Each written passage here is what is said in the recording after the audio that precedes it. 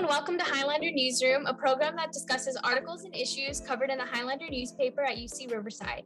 My name is Madison Rheins, and I'm the editor-in-chief at the Highlander and your host for today. I'm joined by Brenda Jovel, the assistant Raider editor, Abhijit Rege, the news editor, and Hansel Chu, the assistant sports editor. We have a few interesting topics lined up for discussion today, so let's go ahead and get started. First up is the recent announcement of the booster mandate that was covered by our contributing writer, Haru Chang. This announcement was made in connection with the announcement last week that in-person classes resumed this week. So how do you guys feel about the return to campus? Abhijit? First shout out to Haru for being one of the most consistent writers for bringing us this piece. In essence, basically, the vaccine booster is going to be, I think, a really good idea just to bring control to the spread of the virus, as well as hopefully at least bring protection for not only ourselves, but also those who are immunocompromised and unable to get the vaccine as well. So, definitely got to consider, the lack of testing as well to, mandate this kind of change. And I think it's definitely a step in the right direction. So, in my opinion, I think mandates like this are good for the school, I think, and good for us students as well. Yeah, I definitely think this will be beneficial for students. I think we need to mandate boosters if we're going to have classrooms, super large classrooms, resume in-person instruction. I definitely think that's important. Brenda? Yeah, I agree. I think it's a really good idea to have the mandate because it's providing security for students and for those who want to go back in person. And I think it just provides a safer environment for us to go into so we're not constantly worried about Omicron, which is literally right around the corner. But I think it is a good idea just to have a safe environment where we can, coexist with our peers once again. And for those who still don't feel comfortable with going back in person, I think it'll give them an extra sense of security. And I also do appreciate the fact that some professors, they are allowing hybrid classes to still happen, which I think is great because they're taking into consideration our feelings and emotions right now. So I definitely feel like the mandate is here to help and, hopefully it works out for the best. Yeah, I agree. Hansel? I do highly recommend for everyone to take the booster, but I don't think it's necessary to make it a mandate just because I believe everyone, pretty much a majority of the students already got COVID, so that already builds a lot of herd immunity. And plus, I feel like if we all take safety precautions such as social distancing and wearing masks, it's not really a necessity to mandate the booster, although I do heavily recommend for everyone to take it. I just don't think it's a mandate for everyone to receive the booster. I personally disagree. I definitely think that there should be a mandate just because I feel like we don't know a lot of students' situations, and we don't know a lot of students if they have gotten the booster or not, or if they believe in getting the booster. So I definitely feel like just to make it a school-wide mandate is a good idea, just so that we can have the opportunity to be in person. Because I feel like if we beat around the bush, we're never going to be in person again. But as a follow-up, do you feel that the campus and administration has been doing enough to accommodate and make us feel comfortable, Brenda? Yeah, I think that, as I mentioned before, with professors taking into account if students want to go back in person or not, the fact that they're still offering hybrid classes, I think that's a great part on them to keep us motivated for the rest of the 5 weeks in Rent a Quarter, because definitely transitioning back from online to in person is rocky because we got a taste of what in person feels like. So I hope it's easy for everyone to transition back into in person mode. But if not, the school is there to help, and there's always the counseling centers that are there to help as well. Yeah, I mean, I do appreciate that some classes have been turned hybrid, but a lot of classes haven't. So I really hope that the school continues to kind of push for hybrid classes. I know that there's a petition out to sign for keeping classes hybrid, and I feel like that'll help a lot of students because we don't know their situation. We don't know if they're far away from campus, because a lot of students live up north or even out of state, and so it might be hard for them to travel super last minute to come to in-person classes or they may be around people who are immunocompromised. So I definitely think the offering of hybrid classes is a good idea, and it should be continued and more widespread. Abhijit? Yeah, I mean, I definitely think the school can always do more to, be accommodating for students as well as, themselves in consideration to all the things going on with the pandemic. Definitely think that there should be more testing available and all that. But with the in-person transition, I definitely agree that it's going to be, tough for both students and faculty to really adjust to all the changes, especially since we just briefly went back to online again. And I definitely agree that a hybrid option would be great for everybody, just to, offer not only more freedom to be able to take the classes from your homes as well and allow for more remote options, but also to, benefit faculty and the benefits that it offers. Since while I do understand that it is tough to, bring both options at the same time, I definitely think that just making this change will be better for everybody in the long run. And it's definitely an investment, but I think it's something we should definitely look into.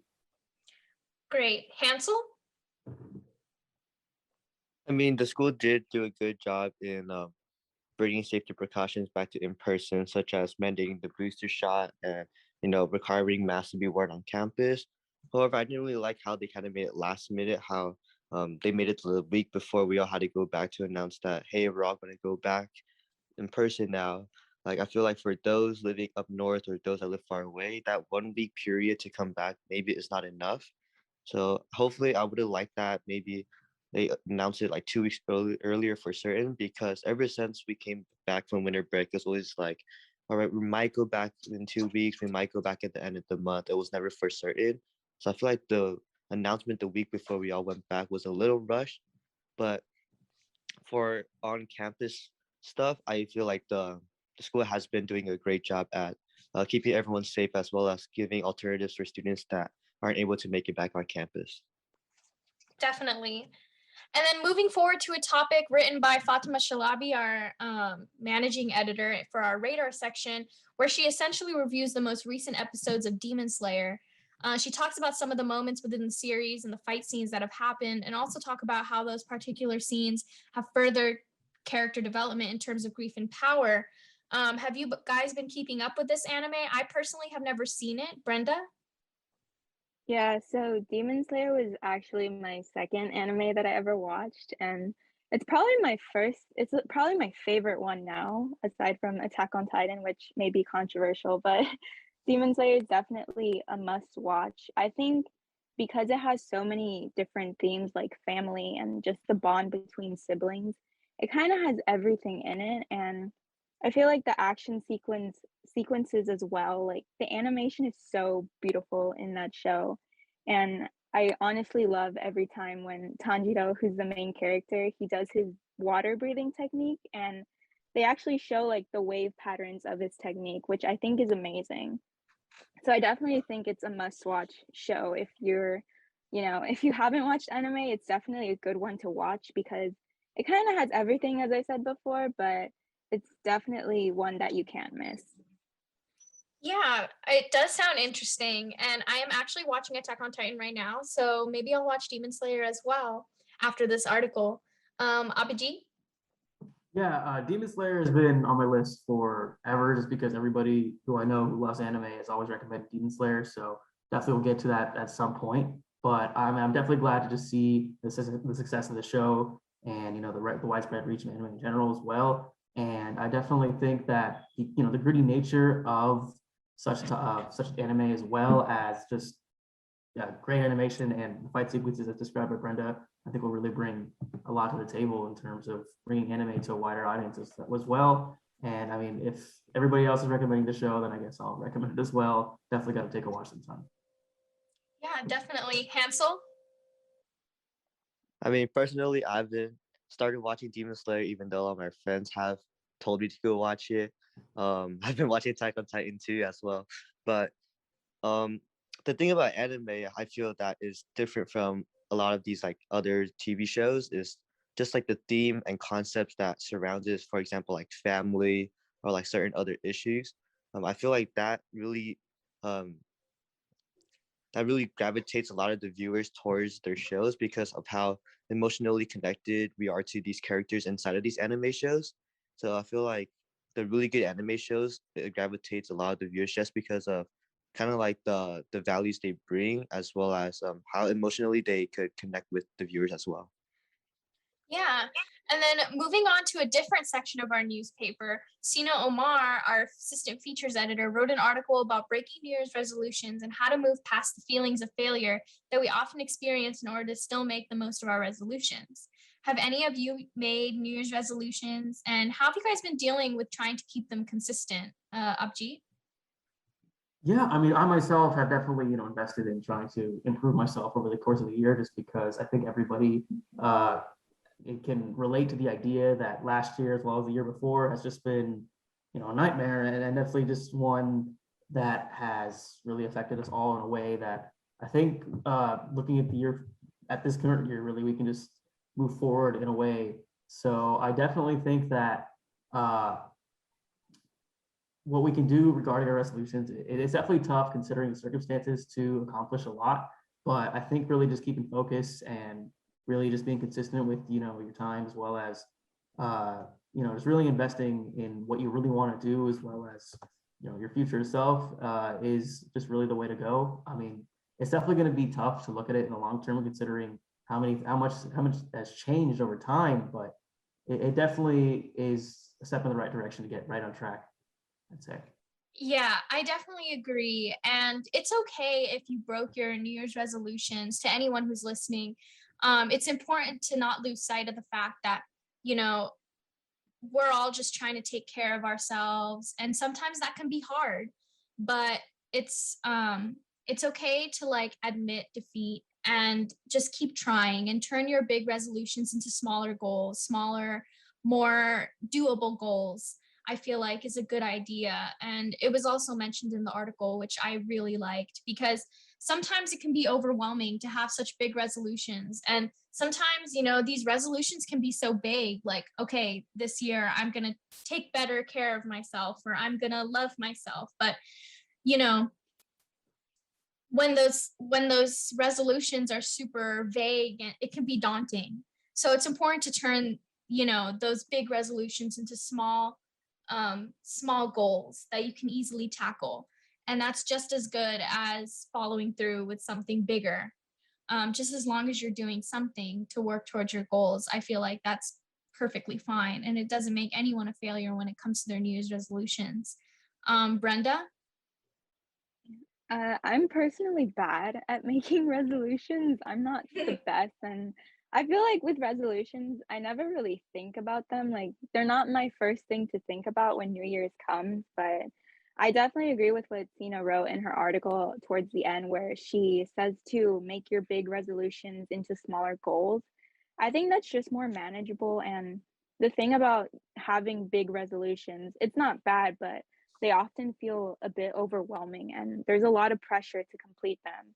And when you don't complete them, it feels horrible. And it's just a cycle that we need a break. It's good to have small goals and attacking them one bit at a time, because I'm sure if you complete one small goal, it'll feel as great as if you were completing a big one. So I definitely agree with what she said towards the end about that. And I definitely need to start making resolutions too and go by her guide as well.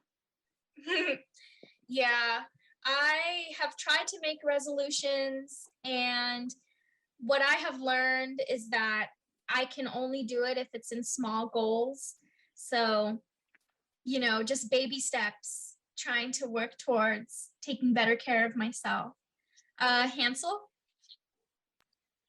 Yeah, piggybacking of what Brenda said, I believe just choosing like one or two goals that you just want to focus on yourself would definitely help, instead of maybe having like a whole list of goals you want to achieve by the year. Because I feel like if you have, let's just say, 4 or 5 new goals, like, oh, I want to work out, I want to eat better, I want to, do this, I feel like that would overwhelm yourself by the end of the first 2 weeks.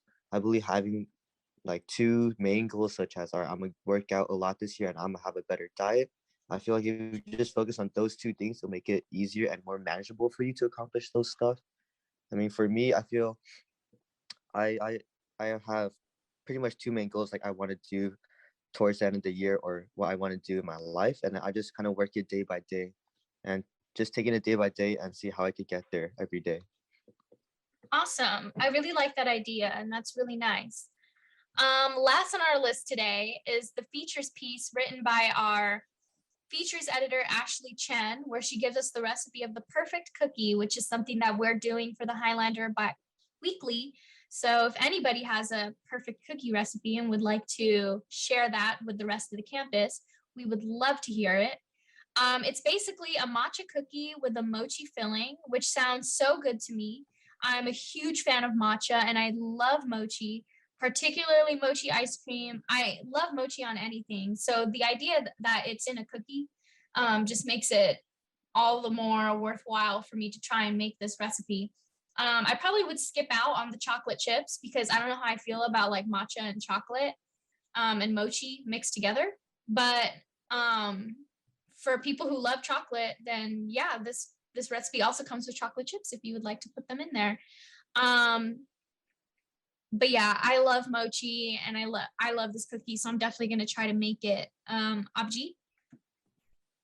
Yeah, I mean, I love cookies as well. And I mean, I always had a passion for making desserts in my free time. So definitely would consider adding this to my list of dessert options. So definitely will consider that. I definitely think the idea of mochi in a cookie sounds delicious. Mochi has always been just so good when, especially with, coming springtime and, the weather changing. I think definitely seeing just eating ice cream after the winter time is going to be really delicious. So if anyone wants to even consider that, definitely go for it. And really just,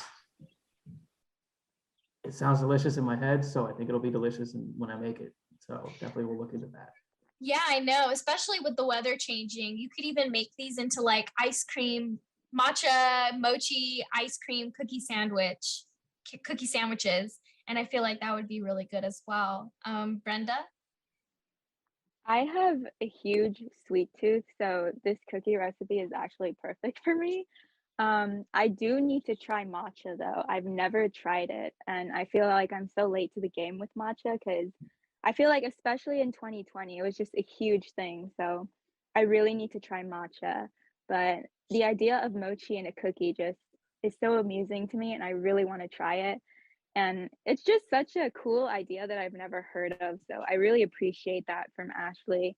And I think because it's so easy and accessible, especially as since we're students and living the college life, I think it's a great way just, one day if you're craving a cookie and you can just easily make this one. So I definitely need to try this one out. Yeah, definitely.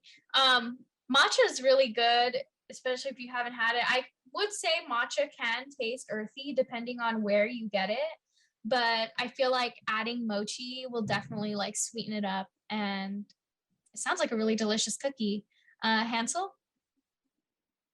Yeah, I mean, cookies are like an all-time classic dessert. So, with the trend of matcha just growing in popularity, I think it's a great mashup together.